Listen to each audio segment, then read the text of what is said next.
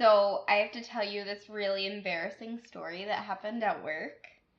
Um, so I've only been there a couple weeks, and I don't really know everyone's names yet. So someone came into my office asking for a report that I normally run. So I'm like, oh yeah, I'll totally get on it and pull this report for you. So they walked away, and I did the report, and I was like, crap. I have no idea who this person is. Oh my god. Well, can't you just go to them?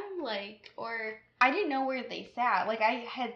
I saw them before, but there's 100 people that work with me. Oh my gosh. So I had no idea what his name was. I knew that he did compensation or something. I don't even know what other people other than myself do at my job. So I didn't know who it was. So I asked one of my coworkers, and she's only been there 2 weeks earlier than me. Oh my god. gosh. So she's like, I have no idea. So I asked my other coworker who's been there for a year, and she's like, oh, is it this guy? And I'm like, nope, I don't think it's him.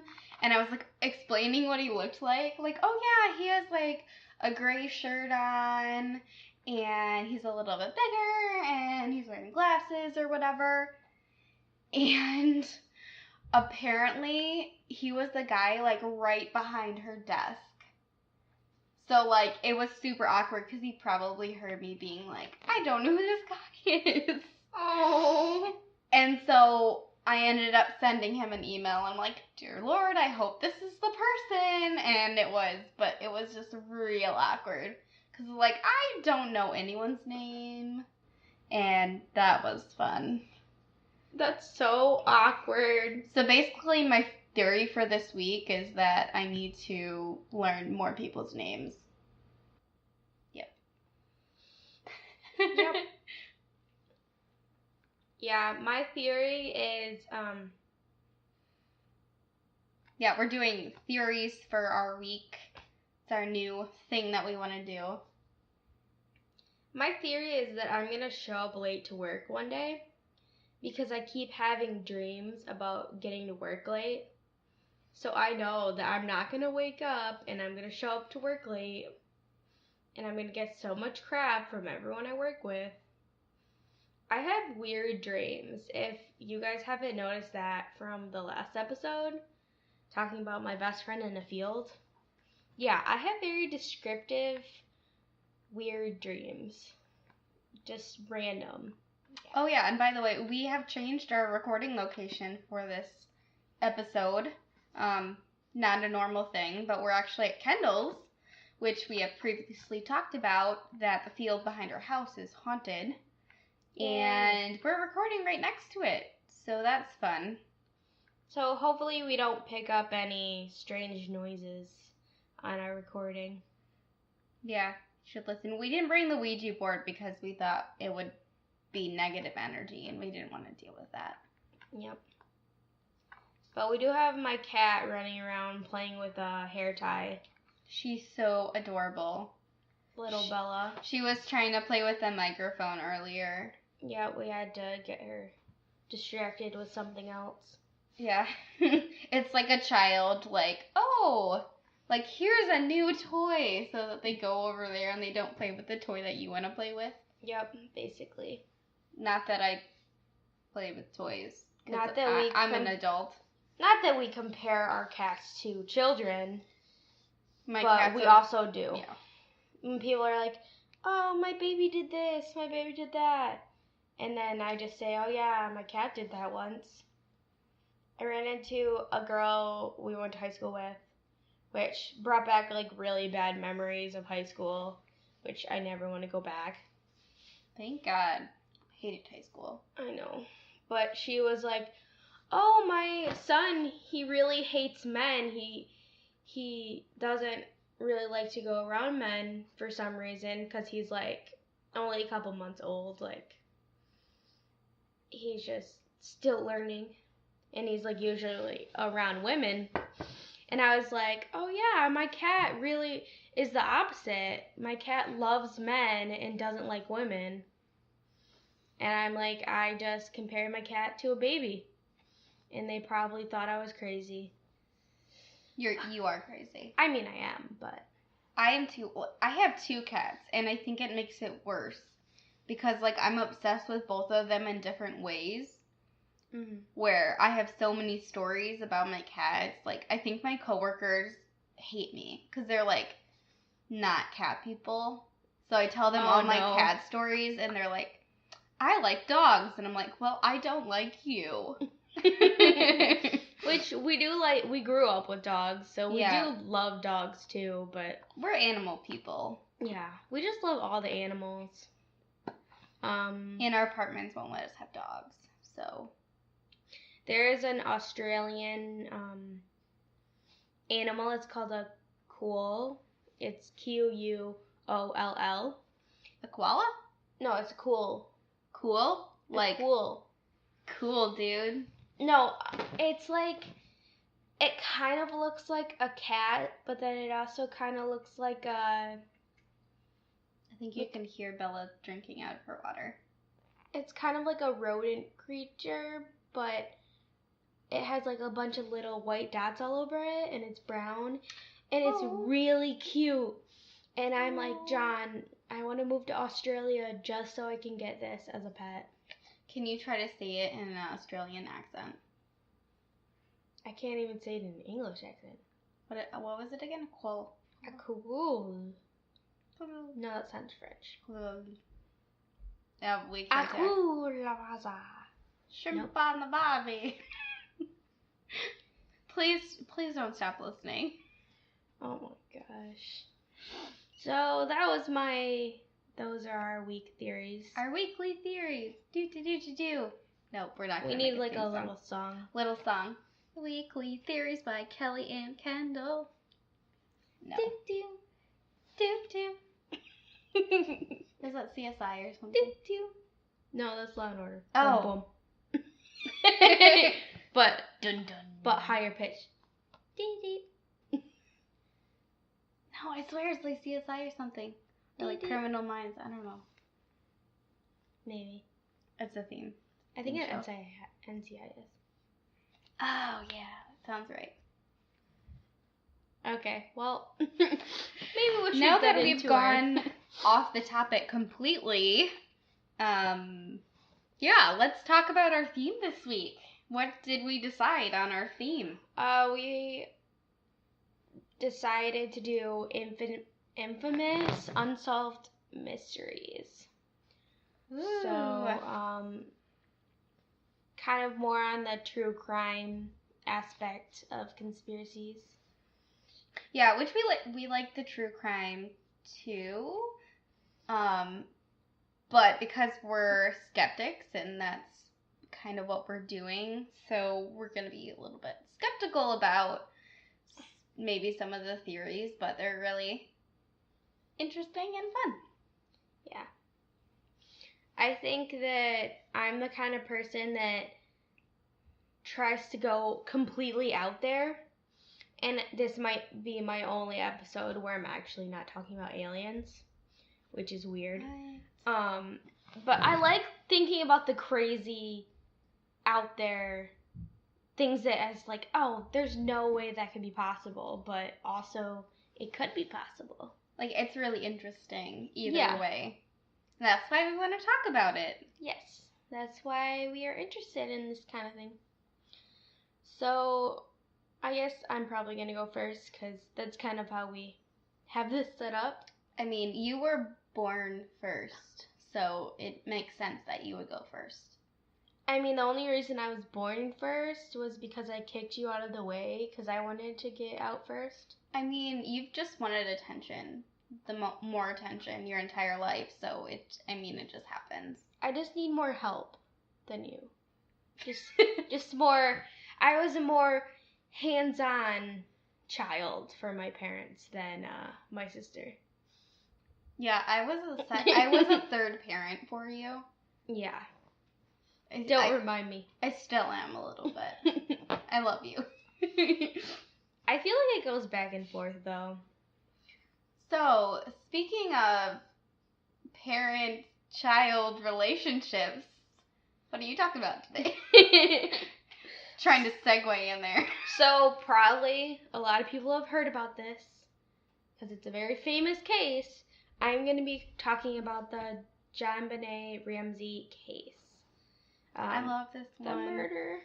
It's so traumatic. Yes. And I think we were a little bit too young when it first came out, but even like growing up, hearing about it. Well, I think what hit home for us is she wasn't that much older than us either. Like a few years. Yeah. So it's kind of like, at least for our parents, seeing that case and thinking like that could have happened to one of my girls. Just kind of terrifying. Really freaking scary. Yeah. Alright. I'm going to get into information on this case. Alright. It was December 25th, 1996 in Boulder, Colorado. It was Christmas? Yeah. Which I think also is one of the reasons why it got so popular, is because of the season that it was. It's so depressing. And on the 2020 special that I watched, like a couple weeks before, they recorded like a family greeting card. And they were all like dressed in like matching sweaters, and there's a bunch of Christmas trees. And then the mom's talking. She's like, "This is JonBenét and this is Burke. They're 2 kids," and everything seems so happy. So that's what it's so kind of. It's like a Stepford Wife situation where everything like seems too perfect, like something is bound to happen. Right, exactly. Yeah, it's the thing that it's like the perfect family is people think, oh, this would never happen to this family. Right. Is always the one that shocks people the most. Alright, so it was December 25th, 1996 in Boulder, Colorado, when a ransom note was discovered for 6-year-old JonBenét Ramsey by her parents. The note was 3 pages, and it said not to call the police. So at this point, she had disappeared then. They couldn't find her. They woke up, they found the note. It was sitting on their staircase. Like, their room was upstairs. They walked down. The note was sitting on the stairs. It said, like a ransom note, like, you need to give us $118,000 or your daughter's gonna be killed. Oh my gosh. So they found this note, and despite the ransom saying not to call the police, Patsy Ramsey, JonBenét's mother, still called the police. I mean, I would do the same thing. I probably would too. Yeah. But later that day, the body of the 6-year-old was found in the basement of their house. Wait, in the basement? Yes. So, was she really kidnapped? That's kind of what we're going to go into in the theories, because they did have their house had 15 rooms. So it was a very huge house. So there was a likelihood that she was there the whole time, or they knew she was dead and they were covering it up. Yep. So it's there's kind of things that don't really add up in this story. Yeah. Alright. When John Ramsey, the father, found her, he picked her up with a blanket and moved her upstairs, which was awful because that already messed up the crime scene to begin with. Were the police there when they found Yes. her? They were looking around all day looking for her. The police were in the house, and they didn't end up going. They were searching all throughout the house, and for some reason they didn't go in that one particular room. And then finally they did, because John Ramsey led them there, which kind of makes him seem guilty because he led them straight to her. But Yeah. Yeah, like, oh, we're gonna put this random ransom note, but then we're gonna mysteriously find her in the basement and be, like, super, like, upset about it. Yeah. It's just, not that parents aren't allowed to be upset, but it just kind of... Weird. It's weird, yeah. So, the tragedy of the death took over the nation, being that JonBenét was American Child Beauty Queen. When she was found, they discovered she had been strangled with a fractured skull. Blame for the crime instantly went to the Ramsey parents, being that the ransom note was written in the house by someone's handwriting that was very similar to Patsy's. They believed the parents were either covering for each other or for their son. And Yeah. Yeah. That sounds... I'm already convinced. You don't have to tell me anything else. Well, there is some more that kind of screws up this theory. All right. In 1998, DNA was found by an unknown male, which did not fit any DNA from the family, which ruled them out. Which is... What? Yeah. You're kind of like, how... Yeah, how does so this then work? Like, according to that, then it has to be someone else. Yes, but who was able to sneak into their house without them noticing, take her out of her bed, or probably take her out of her bed. Like, how did they not hear... I mean, she was strangled and hit on the head, but, like, how did they not hear, like, the screams of the little girl? Yeah, well... That's kind of, they actually found 2 marks on her body. 2 little indentations that look like a taser mark, that she might have been tasered, and that might have stunned her enough, especially since her small size, that is probably why there was not any noise. So scary. It is really sad, too. Okay, so... The DNA did not match anyone in the family. So the parents avoided meetings with the police. They only had 1 meeting with the police. And then after that, the only interviews they went on were with the media. So that seems very... Oh, like they were trying to get attention from it. Or trying to prove that they were the good, caring parents that cared, that their child was missing or hurt. So that kind of a little red flag there. Yeah.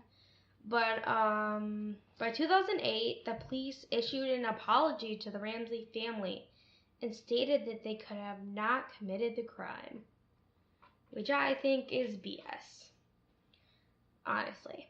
But I'm going to go into the different people and the different theories to what happened. Alright, theory number 1 is Patsy Ramsey. That's JonBenét's mother. So the ransom note was thought to be written by a woman. The handwriting was very close to hers, though it was inconclusive when they did the testing. Which, also I forgot to mention this earlier, that they're a very wealthy family. And I mean, they had 15 bedrooms in their house. Yeah, it was basically a mansion. And the dad was doing really well. He had a lot of money. So I could see them finding a way to use their money to get out of things. And I know that might not actually be the case, but money talks. Or this case doesn't talk. Just like something that I'm thinking is that I feel like those moms, like you see all those shows of the like child beauty pageants and their moms are freaking crazy. Like dance moms, that kind of thing where they're like pushing and pushing and pushing their kids. And well, she's so sexualized. Yeah. You see the pictures of her. She's wearing like full makeup and she's like little outfits. She's 6 years old. Yeah. When I first saw her, I thought she was like 9 or something. Oh yeah, definitely thought she was older. She was so young. Yeah. It is kind of, I'm all about empowerment, but some of that is is it their choice or is it the mom doing it? You know what I mean? Like too young. Yeah.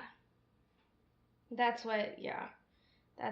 It kind of makes me feel uncomfortable thinking about it.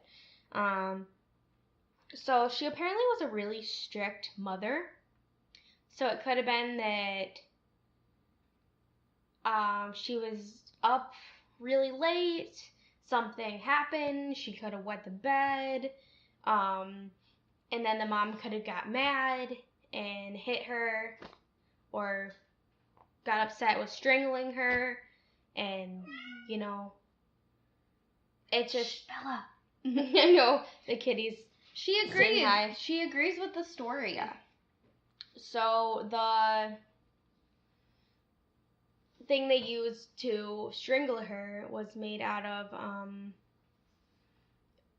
like bristles from a paintbrush or like a brush that was Patsy's, and the back of it was the back of her paintbrush or something like that. So It was stuff that was hers. So if someone did sneak in and kill her, they had to also go through all this stuff to get it. Yeah. So it's kind of just, they had to be really stealth if it was an intruder. So super stealthy, like a spy. Like a spy? What? Spies. I just have to throw that in there because spies. I love spies. All right, and aliens, but you know. So I don't know if you were gonna mention this, but so they said that she was strangled and that there was a blunt force on the back of her head. Yep. Do you have like an idea of what it was? See, I think I remember hearing it, but that's something I didn't write down. But I know that the brother said that earlier in the day he had hit her with a bat in the head. So it's kind of like curious. Like, was there a bat found that was like broken? No, like he was just like, oh, I was mad at her earlier in the day and I hit her, but she was still alive after that. So it's kind of like weird. Did she have something? Like maybe it was a brain injury or something happened and then she was like going crazy or something. I don't know. And then they strangled her. Yeah, it's weird. But all right. I know that like I'm not trying to steal your thunder. Oh, you're good. That there was a flashlight found in the kitchen, and I think that they thought that it might have been the flashlight. Yeah, I don't think they had an exact match for what it was, but they believed it was a blunt from a blunt forced object. Trauma. I don't know. Dun dun. So my second theory is John Ramsey, which is her father. She actually was named after her father. Her dad's name is John Bennett Ramsey, and then they put the first two names together and made it a French name, John Bennett. That's weird. I've always thought her name was like it's interesting and cool, but then why did they name their second kid like Burke? I would probably not like myself very much. You know, be like, oh, my sister was worthy enough to be named. Maybe that's why he killed her. Maybe. Like everyone was giving her all the attention. It makes, and he seems really awkward. He's freaking creepy. Okay, let's continue with the father though. Yeah, I'll get to the brother. He's also up there too. Yeah. All right. So in most interviews, John and Patsy seemed really odd and intellectualized the situation. They took themselves away from it. When they would talk, they would say, I didn't kill that child. Or, like, my child. They don't say her name. And that can kind of be, I don't know, like they're taking themselves out of it in a way to make themselves seem less guilty. It's kind of like a coping mechanism that people do. It almost reminds me of when like serial killers will cover their victims because they're almost like ashamed of like looking at it.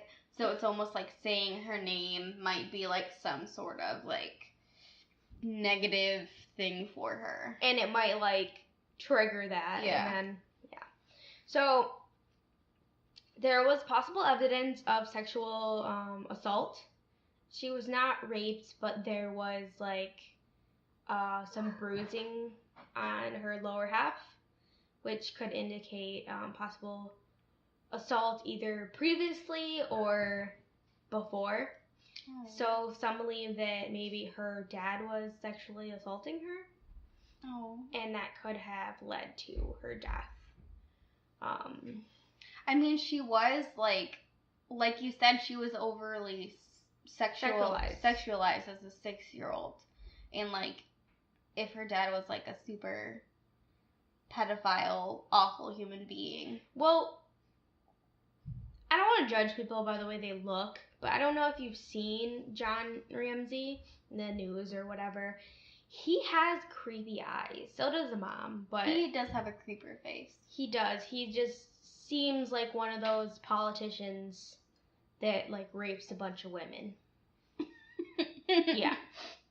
I said it. This week on Scandal, we cover John Ramsey. I'll watch it. Also, I just watch anything Scandal because Scandal's amazing, but... Alright, my favorite theory... Well, not my favorite theory, but the most likely theory, and the one I mostly believe. But then there's the fun ones that are, like, crazy that I like too. So, theory number 3. Burke Ramsey was her older brother. He was only 9 years old when she was killed. So speculate that he hit her with a flashlight and strangled her. So they did find that flashlight, and they think that maybe he did that. And he did talk about hitting her earlier in the day. And when... That seems weird. Like, it's almost like a child being like, okay, well, I'm not supposed to say like, anything. Admit half of the truth, basically. Yeah, like, trying to be truthful, but then, like, changing it. Yep. So there was pineapple found in her system. That she ate pineapple, and they're like, we never fed her pineapple. And then on the table, on the counter, I mean, there was pineapple, and it had the DNA of Burke on it. So it could be like, he could have lured her downstairs, said, hey, you want some pineapple? Fed it to her, and then, you know, he was also eating it, and then, you know, it's hurt just her. Crazy for me to think that a 9-year-old would kill his younger sister.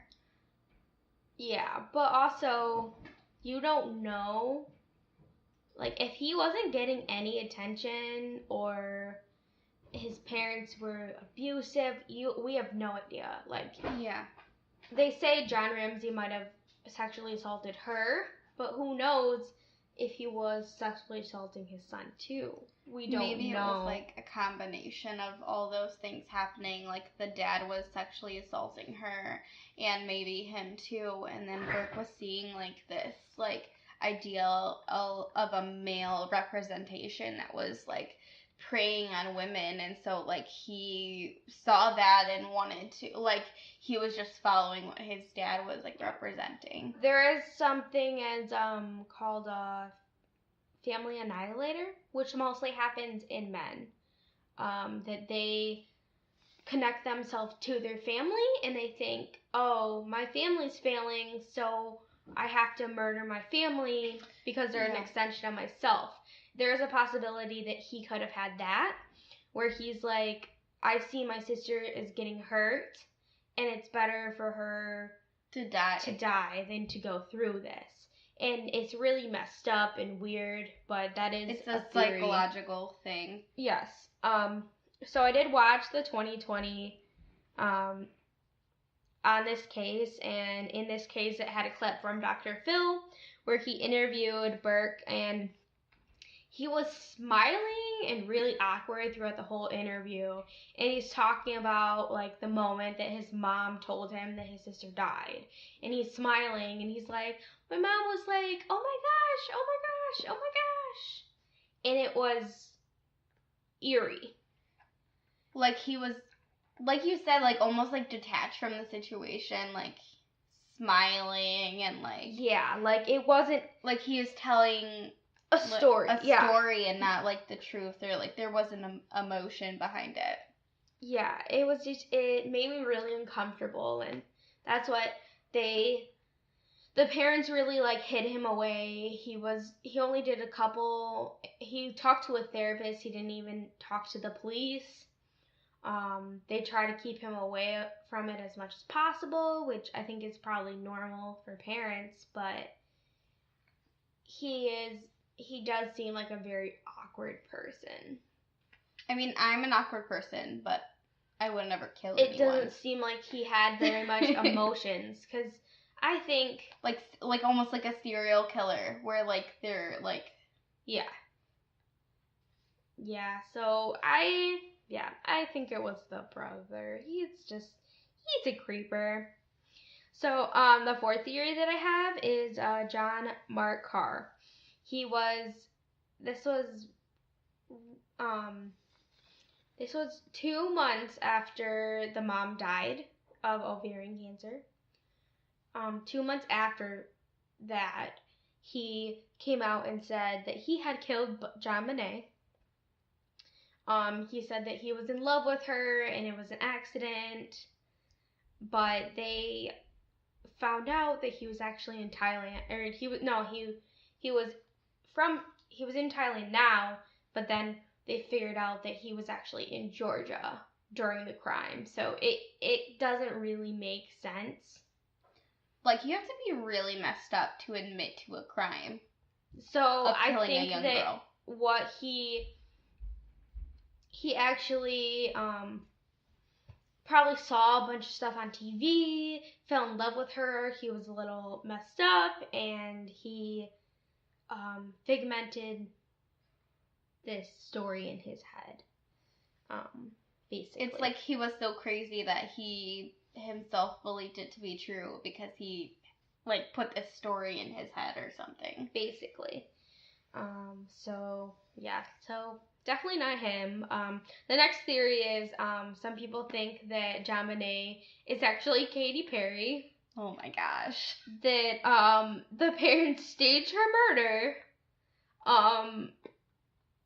That hid her away, and then she came back with the song Kiss the Girl and lived her life as a pop star, Katy Perry. A lot of this is they like take lyrics and depict it, and they're like, oh, this must be because of these words, must be her, which is, it's just crazy. And oh my gosh. Okay, we're like conspiracy theorists, but we're not that crazy. And they're not the same age, and she could lie about her age though.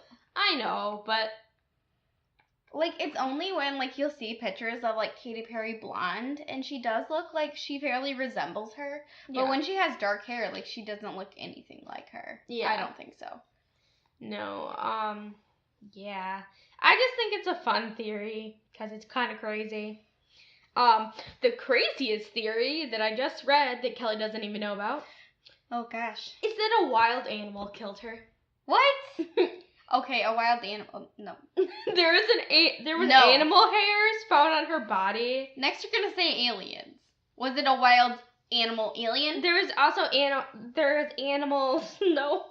There's animal hairs on the duct tape covering her mouth. Well, that's some crazy an animal theories. Put duct tape on her mouth. K. Or that there was an animal accomplice. They have like a dire wolf like from Game of Thrones like in their basement, and they just trained it to murder.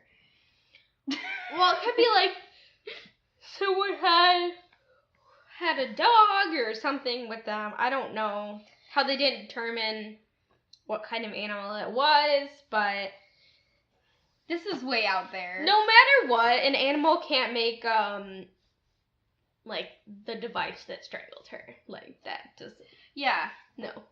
Like maybe like an animal killed her and then her parents were crazy and they're like, we're gonna cover it up and make it look like a ransom because like it was an accident or something. Or they wanted money. I don't know. Or fame. I don't freaking know.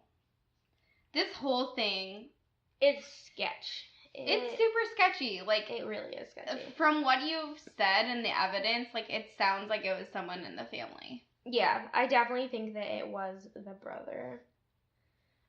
I think we should get into yours because if not, this thing is gonna be so long. But that's one I feel like I had to go into because it is just insane story. Oh my gosh. So mine, like Kendall's, this one is also very popular. We both just wanted to do these because they're super interesting and there's some of the ones that made us like fall in love with conspiracy theories. So that's why we really wanted to do them. So there's a lot of history for mine, but I'm gonna try to summarize and go more into the theories. But I am doing the Bay Area murderer, aka the Zodiac Killer. Oh my gosh, I love this. Cue a Jake Gyllenhaal reference. I love that movie. Side note. The Zodiac, starring Jake Gyllenhaal. Watch it. Do it. I think it's on Netflix. Yeah, it's probably on Netflix. So this happened in the 1960s and 1970s. The Zodiac Killer was said to officially, they have put his MO as killing 5 people, but he has claimed, according to his letters, which I'll get into, that he killed 37 people. Oh my gosh. I don't even have 37 friends. Which also probably would be something. They all got murdered. Okay. They all got murdered by the Zodiac Killer. Oh my gosh. Yeah, like before I was born. Yeah. He's also an alien. He erased your memories. Okay. We had to mention aliens and spies at least once an episode. Otherwise, I mean, why are we even doing this? Kelly, Kendall, aliens and spies. What? Oh my! So the first confirmed killings were in December 1968. It was David Faraday and Betty Jensen. They were shot in their car. So a lot of these situations, like they were in Lover's Lane or like a secluded area where it was always normally a couple. Oh my gosh. And he would... Did he have problems with people that were in relationships? Like, That's I don't have a relationship, thinking. so I'm gonna kill these people that are happy. So one thing that this case is very similar to the East Area Rapist case, where he would always kill couples in the middle of the night. And if you haven't watched the news in the last month, oh yeah, he was caught. He was caught, and they found out who it was. Well, yes, I know, it's so exciting. I read the entire book. I'll Be Gone in the Dark. I'll Be Gone in the Dark by Michelle McNamara. Oh yeah. Who actually passed away, unfortunately, before they caught him. But she wrote this entire book and was, like, instrumental in the finding of him. But, so he had, like, a traumatic experience where he saw his sister raped when he was younger. So they're thinking that the Zodiac, very similar, like, some sort of, like, either sexual or, like, couple thing that they had a negative childhood or something like that. Not that that's an excuse. It's something that I've heard in other podcasts where they say that most people that have had issues or serial killers have had hits in their head when they were little kids, which is crazy. So I wonder, like, next time you have a patient that has force trauma to their head. Like, watch out. Watch out. Oh my gosh. Like, there's like some type of like internal bleeding or something. Yeah. Sometimes it's people weird. are just born crazy and they come from like normal families, like the Craigslist killer who was like super charming and normal. Oh my gosh. Basically, you're not safe, no matter what. Basically. So that case, he shot them. The next one, July 4th, he also shot 2 other people, a couple, Darlene Fedden and Michael Magoo. And he actually survived, and I watched him in an interview. And, like, he got shot in his mouth, and he got shot, like, at least 5 times. So he's not, like, fully there, but, like, he survived, which is amazing. Amazing. So, after both of these situations, well, I guess after the second one, he called the police, and he had, like, this monotone voice, and he was like, I just killed 2 people, and I did the killings last summer. And he's like, goodbye. Why do people hangs up. Want to be serial killers? Like, why do you want the attention for killing people? Oh my god. Maybe they're like narcissistic or something, personality. So, that was his first sign of like him wanting to get attention by him calling the police. So, on August 1st of that year, 1969, the first letter was sent to the media from the killer. And so there was a circle with a cross in it, and he was basically confessing to the murders. At this point, he hadn't said that he was a Zodiac killer. So by August 8th, there was even more letters coming in, and I don't even know how many letters. It was like at least 10. It was crazy. He said, I like killing because it's so much fun. Oh. Because he's terrible. Killers just want to have fun. No, you can't make this. They just wanna. So, September 27th, the next killing started. Cecilia Shepard and Brian Hartnell, they were stabbed, which is weird because this one is slightly different where they were stabbed and they weren't shot. But it was a couple, or like a boy and a girl. I don't think they were dating or anything. Why do they suspect it's the same person then, if it was different? He admitted in the letters that it was him. Okay. He was wearing like a weird, I don't know if it's like it reminds me of like an executioner's like outfit. So he was wearing a thing over his head, glasses, which is very unfortunate because like I wear glasses and it's really hard to see sometimes when you're wearing something over your face. Anyways, side note. And then there was a zodiac sign on his thing. Got it. So Brian actually survived. He was stabbed 5 times in the back. Oh my god. But he was able to like slowly but surely make his way like almost to the road. And someone on the lake by them, because they were right by the lake. They were like, you know, like having a little picnic or whatever, just sitting by the lake, and someone on the lake saw it happen. Well, didn't see the guy, but saw them like bleeding out or whatever. Oh my god. And so he called the police, and then they ended up finding Brian, and Cecilia ended up dying. Oh. Brian actually survived, and he's the one that got the best description out of everyone for him. But also, he's wearing a thing on his mask, so I'm like, how great of a description could he get? But he at least could say, like, how tall he was, and his weight, and that stuff. So, he also shot, there was a cab driver named Paul Stein that was shot, and they said that the person had stocky, heavy-rimmed glasses, but the police misidentified the killer.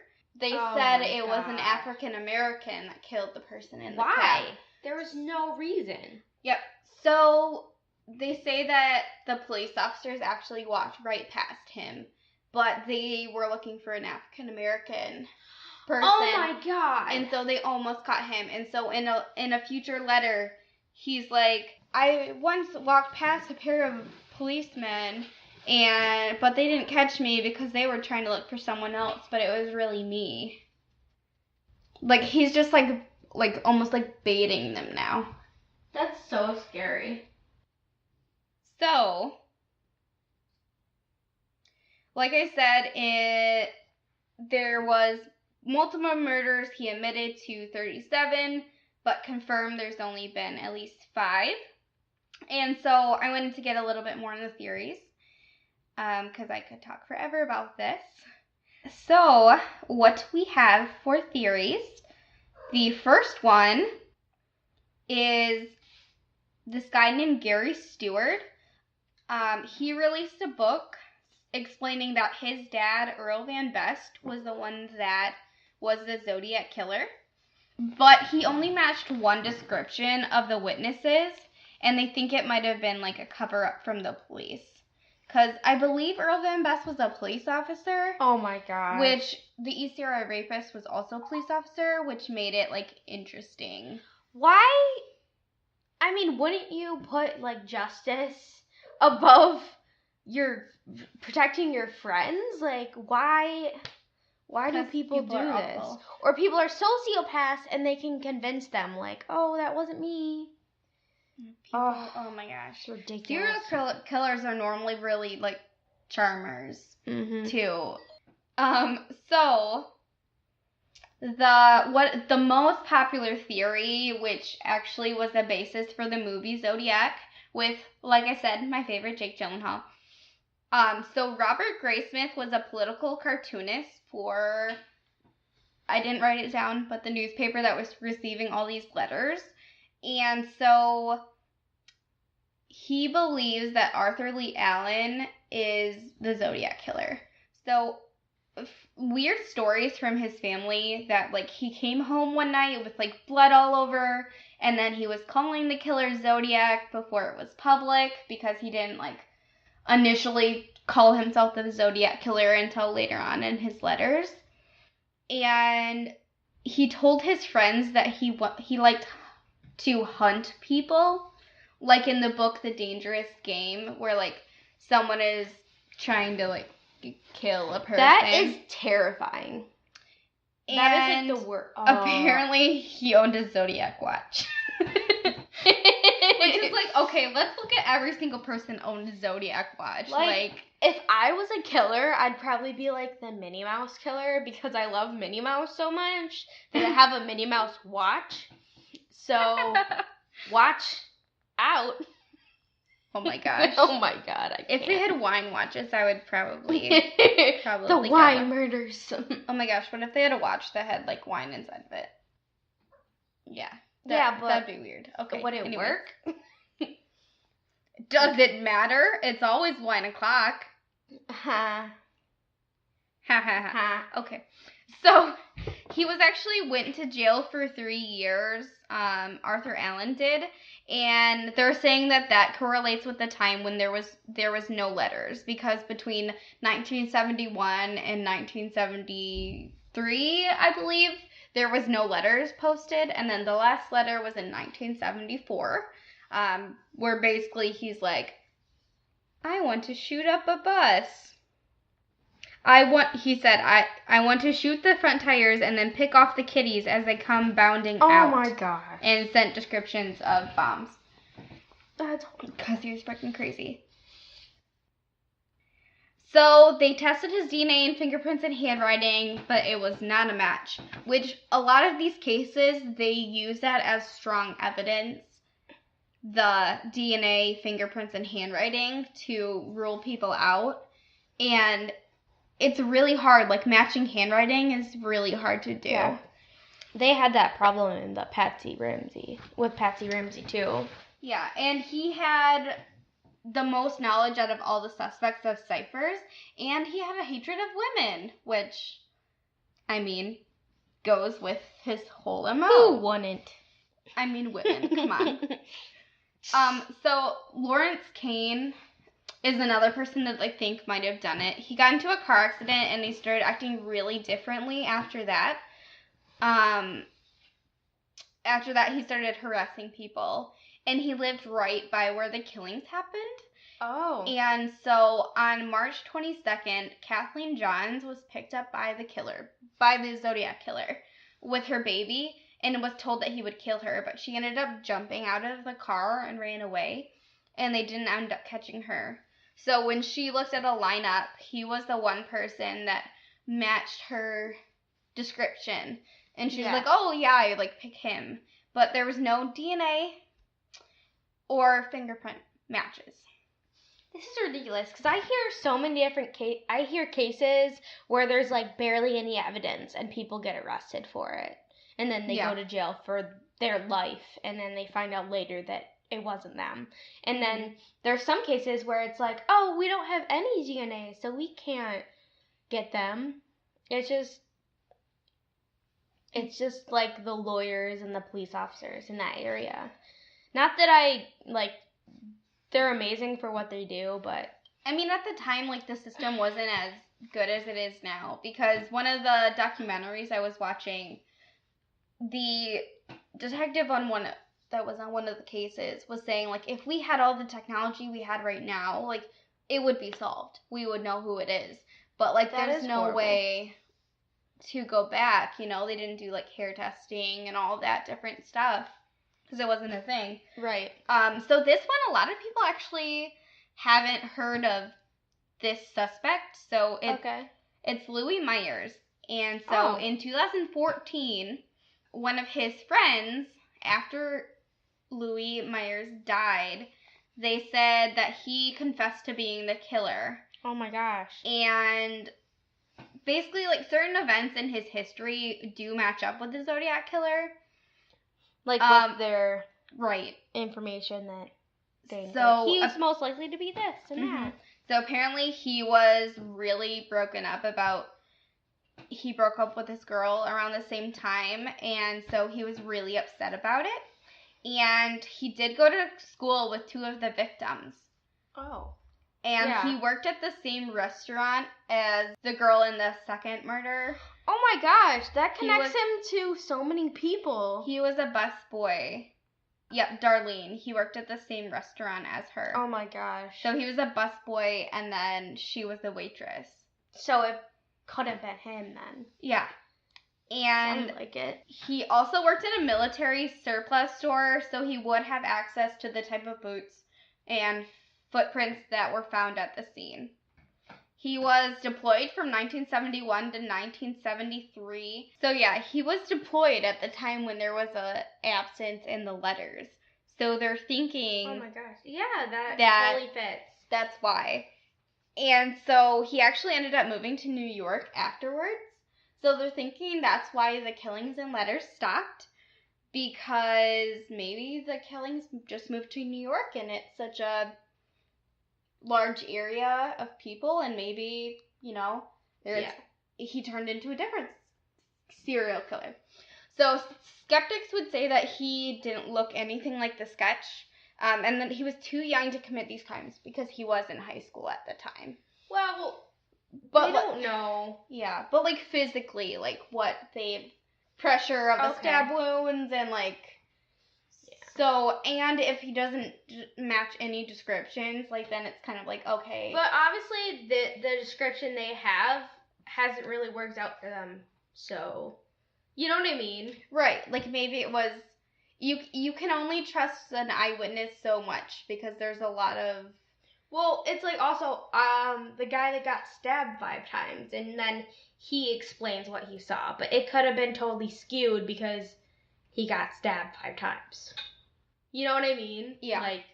Throwing out there. It's just crazy. So there's even more. So those are the main ones that seem like they're the most true. Yeah. Then there's the freaking crazy ones.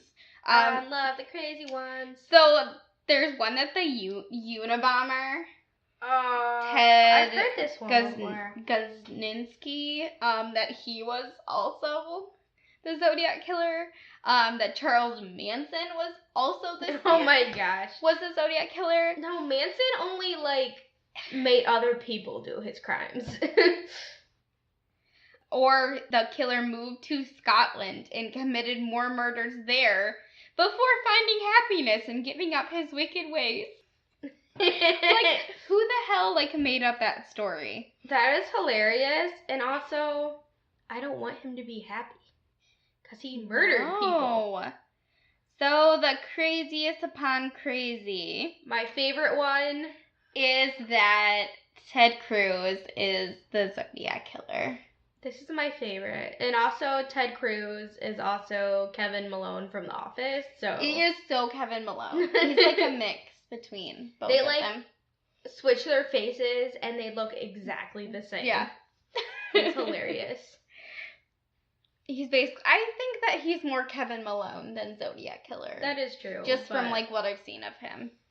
So I don't believe this theory. I think it's really, really not true. But it's funny.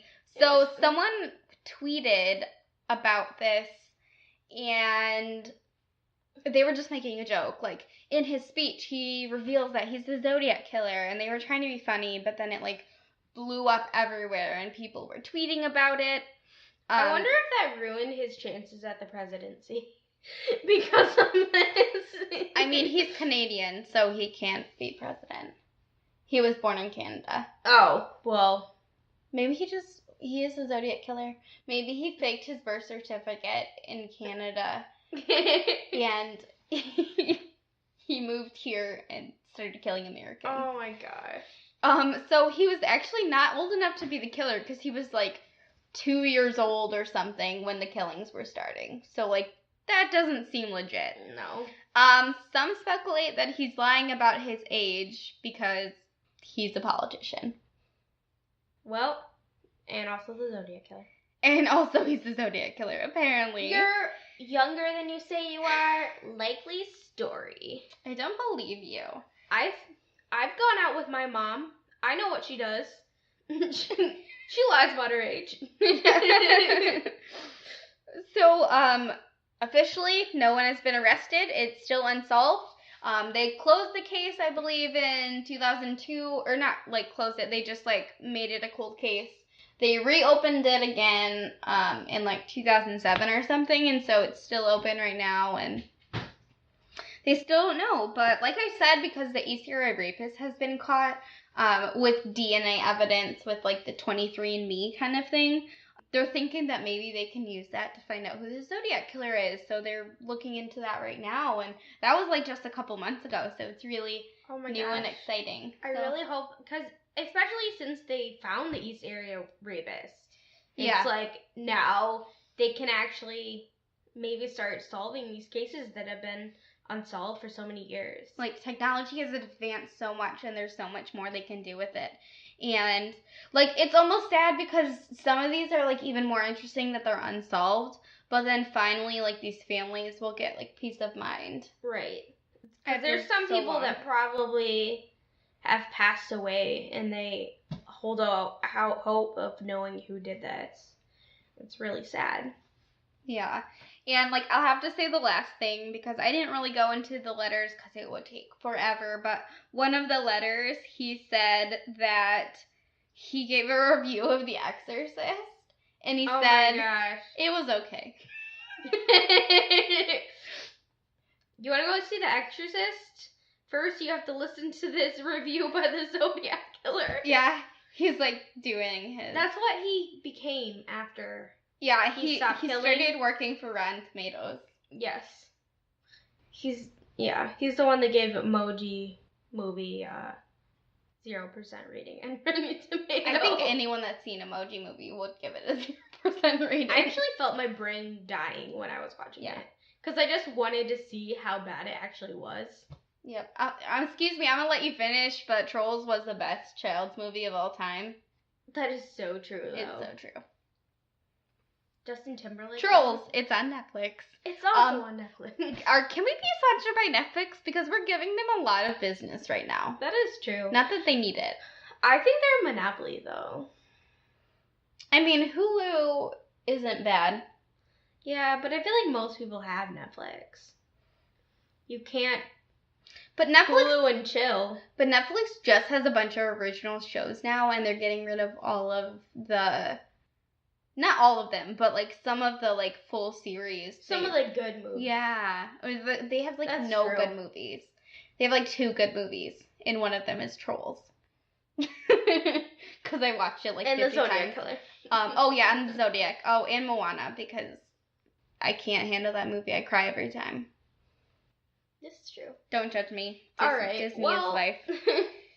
All right. Well, that is what we have. So this one was so long. Those were our unsolved. I feel like because they're so unsolved, there's so many different theories that could happen with them, which makes it so crazy. I know. I love making up my own theories and putting all the evidence together and trying to uncover what happened. Obviously, there's a lot of stuff you can't see, but I really think it was the brother. And I also think your guy that was deployed during the... Oh, Louis Myers? Yeah, I think it was him. It was him. I think Arthur Allen is probably, out of everyone, the most suspicious. And he came home with like blood and stuff on his clothes, and it just seemed weird. So I would pick him. I think out of all the evidence, he has the most evidence against him. Yeah. But it's still nothing conclusive, nothing enough to like actually convict or anything. So yeah.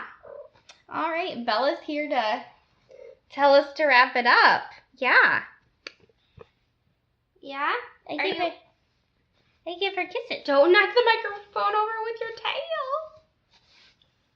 She was trying to attack the microphone. So there is a possibility, like, that the ghost in my apartment is freaking out Bella because she'll run around. Oh my gosh. And get freaked out, and she'll just stare at the wall, and you don't know, and nothing's there, and she gets freaked out and runs away.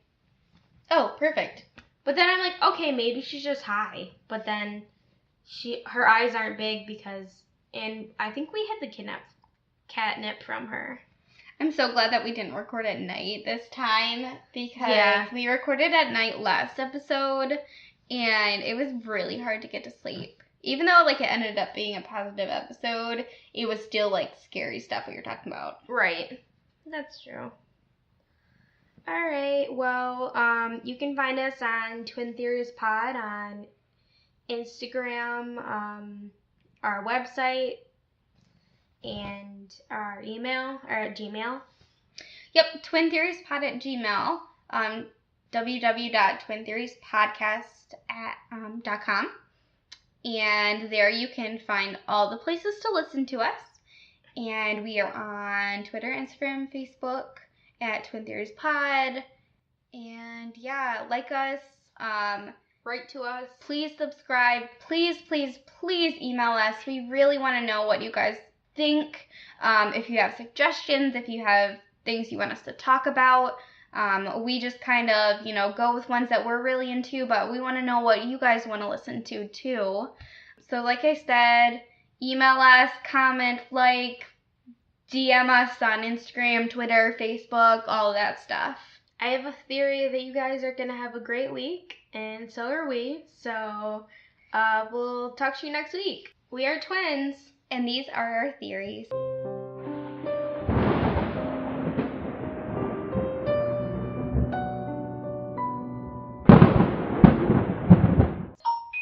Kendall and your phone going off. Anyways. So. Sorry. Ding ding. Apparently I have friends now. That was our theme music. We have beeps now just randomly. We're trying to connect to the aliens.